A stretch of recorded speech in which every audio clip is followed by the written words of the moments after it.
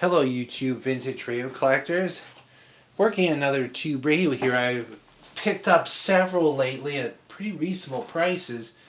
The prices of the Bakelite radios, the 5-tube radios has really dropped. Some of these are getting really old. This is a Northern Electric Baby Champ, the Waterfall Grill. Got this one apart.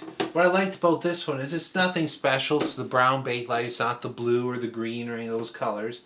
No cracks in it. Will polish up beautifully. The little window is in really nice shape.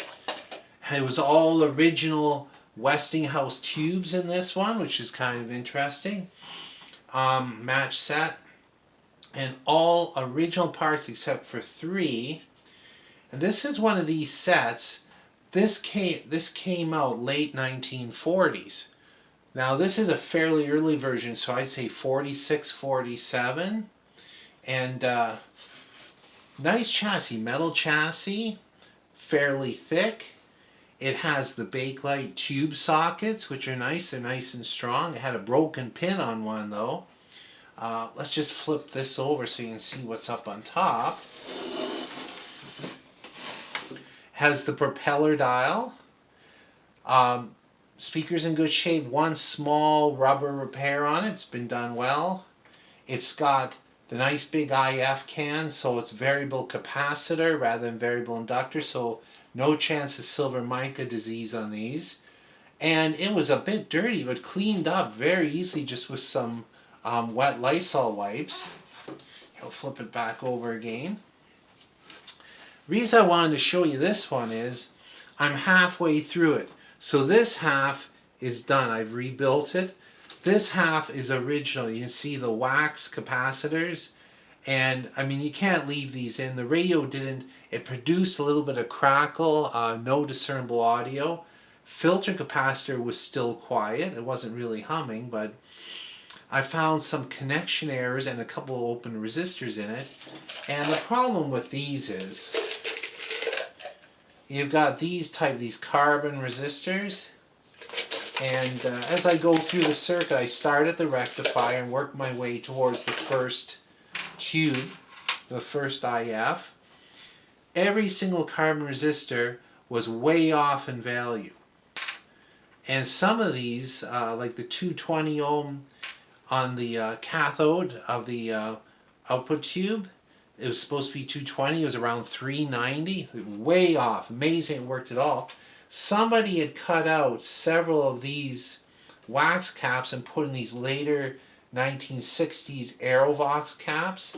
So there were 3 replaced here. So these are actually they still test okay, believe it or not.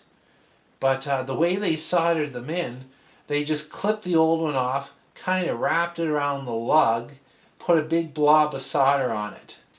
So when I redo a chassis like this, and like for instance, you can see I've replaced resistors here, I desolder everything off the lug, right down to it being a clean lug again. Clip out any old pieces that are in there, take the old solder off.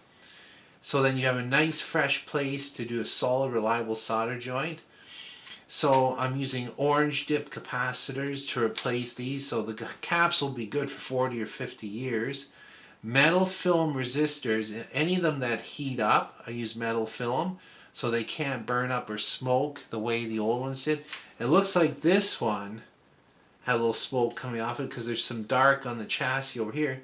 And this was to allow a 35L6 to be used in place of a 50L6 in the series string. So I took it out, and it shows 50L6 on the label, but it had an original 50L6 in it. So you had some weird things that would happen at the factory. In place of the capacitor can, I put a strip here. So 247 microfarad new capacitors, new dropping resistor, metal film. In place of the 0.2 microfarad chassis isolation capacitor, I have one right here, voltage rating of 600 volts. So I'll use a polarized cord. The hot side will go on the switch, neutral side will go on this lug, which is isolated by this capacitor. So it will be safe. Whenever it's plugged in, the chassis will be completely isolated. And I noticed here in the AGC circuit, the automatic volume control circuit, there's a, which one was it? There's a tiny 47K resistor that was broken open, so hardly any audio was getting through at all. So I used a couple of new, a 2.2 meg here, silver, and over here a new 47K with appropriate wattages. So clean that up nicely. So over here I'll take these old ones out here, replace the resistors, and then it'll be time to test it. And I'll do another video at that point. Thanks for watching and listening.